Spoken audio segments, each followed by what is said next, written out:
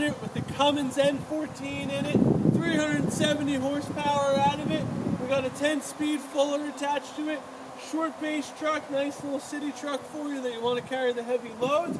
We're going to get the hood open. We're going to take a walk around, take a look at everything. Take a look at the wet line in the back here. Airbag suspension for you. Nice tires all the way around. Does have a manual slide fifth wheel for you. You can see the metal wet line tank up front. This side is missing your wheel covers. That side's got a nice metal cover. Could need a little work on it. Frame looks like it's in really nice shape all the way around. We're going to take a quick dip through Lake Trophy right here.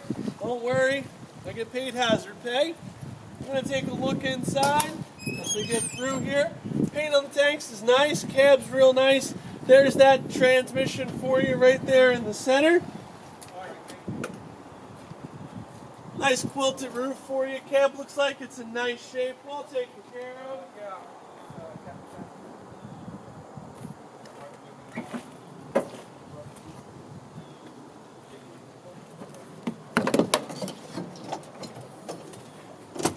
Pop this hood open for you.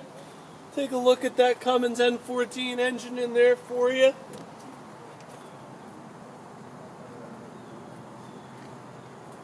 Come around, we'll take a look at the hood. You know, Bruce Springsteen used to say she ain't a beauty, but hey, she's all right. That hood's a little bit messy, but the truck itself has pretty good dynamics, pretty good engine. Everything else looks pretty solid on it. Come on by. You can see this right here in Sparrowbush, New York, at Arthur Trophy and Sons. We look forward to seeing you. Keep it on down the road and come visit us sometime.